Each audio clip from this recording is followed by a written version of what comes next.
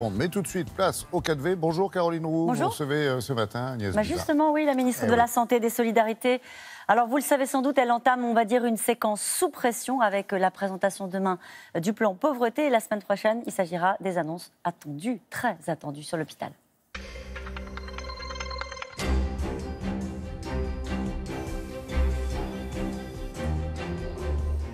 Bonjour Agnès Buzyn. Le plan pauvreté était reporté, il sera donc finalement présenté demain. Est-ce qu'il va ouvrir une nouvelle phase du quinquennat? C'est comme ça que c'est vendu. Je pense qu'il va surtout ouvrir une nouvelle phase pour les Français qui ont bien besoin de perspectives d'avenir, et notamment les Français auxquels s'adresse ce plan, c'est-à-dire les Français les plus en difficulté. On va essayer d'agir plus tôt, dès l'enfance, pour réduire les inégalités face au destin. Pour éradiquer la pauvreté? Éradiquer, tout le monde en rêverait, en tous les cas, la réduire nettement. Et on va surtout agir plus vite face aux personnes qui se retrouvent en situation de difficulté au RSA. Et certains pourraient vous dire que ce sera un plan pauvreté de plus. Par exemple, vos prédécesseurs. François Hollande, par exemple, avait estimé qu'il avait été, lui, le président des pauvres, que les inégalités s'étaient réduites pendant son quinquennat. Revalorisation du RSA, création de la garantie jeune pour les 16-25 ans. En quoi ce sera différent ? Bien, aujourd'hui, on sait bien que cette garantie jeune, elle est utilisée de façon très inégale sur le territoire. Il y a des départements entiers où, en fait, les jeunes entre 18 et 25 ans ont très peu accès à la garantie jeune. La pauvreté chez les jeunes a considérablement augmenté. En fait, la pauvreté a changé de visage. Alors, ça n'est pas lié au quinquennat Hollande, mais c'est dans les 20 dernières années. La pauvreté, maintenant, touche essentiellement les jeunes, les familles, les enfants.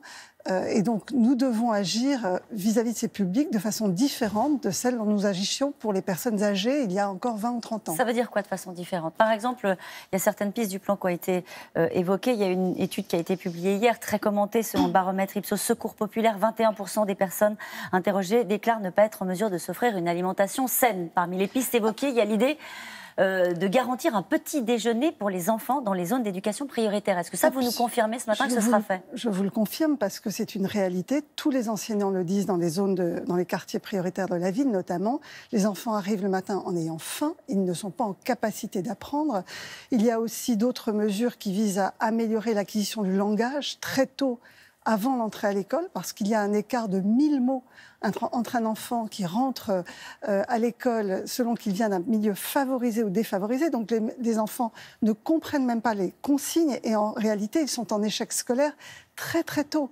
Donc les mesures de Jean-Michel Blanquer sur le dédoublement des classes, l'acquisition du langage, accéder à des petits déjeuners, tout cela va participer à redonner des chances à ces enfants qui, en fait, dès la toute petite enfance, nous savons déjà qu'ils n'accéderont pas à la formation et à l'emploi. Pour le dire un peu violemment peut-être, mais pour les autres, c'est trop tard. C'est-à-dire que vous dites qu'il faut agir dès l'enfance. Pour les jeunes, que faire de ceux qui sont installés dans la pauvreté depuis des années? En fait, la philosophie de ce plan, c'est d'agir tout au long de la vie, à chaque moment où des ruptures et des pertes de chance se créent. Et donc, c'est un plan qui vise à, évidemment, agir très tôt, dès la naissance, mais tout au long de la vie, il y a des mesures. Il y a des mesures pour les adolescents, pour les jeunes, évidemment pour les adultes, bien entendu, et pour les personnes âgées.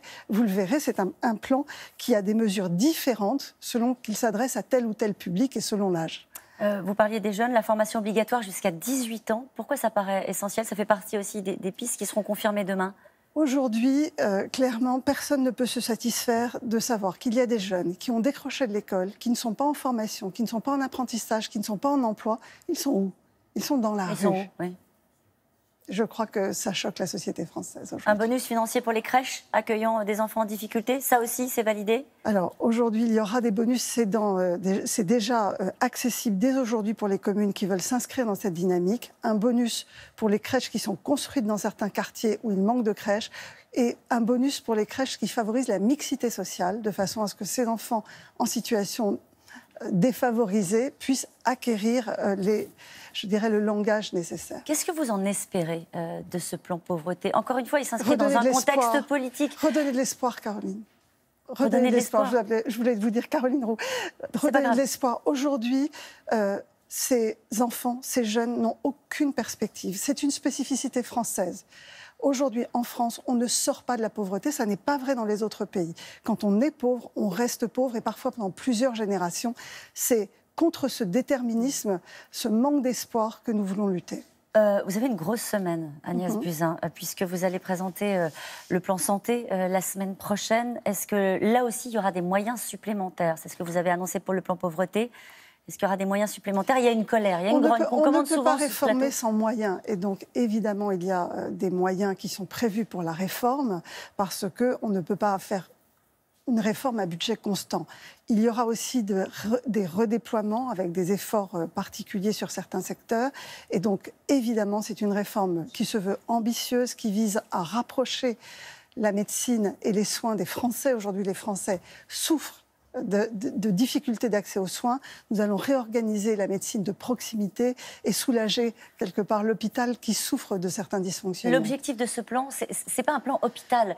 C'est-à-dire que c'est vrai que très souvent sur ce plateau, dans les éditions, on a commenté la colère des services des urgences, des hôpitaux qui se disent à bout. Est-ce que là, mardi, au lendemain de l'annonce de ce plan santé, ça va faire retomber la pression dans les hôpitaux? Est-ce que c'est ça l'objectif?